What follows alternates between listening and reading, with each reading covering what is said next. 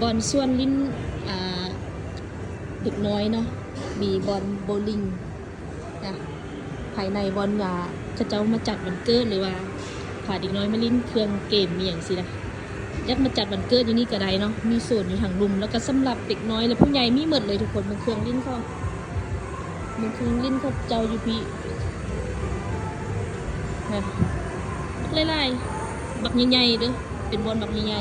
ๆบอลไหนก็มีหมดนะอันนี้เป็นโซนเครื่องเทคโนโลยีเนาะนะมีหมด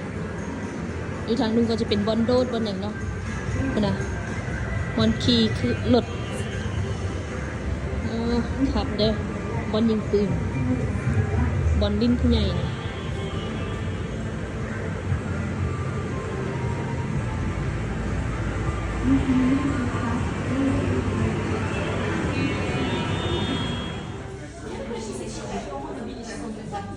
วันนี้ก็จะเป็นโซนอาหารบนของมันนั่งกินนั่งหั่น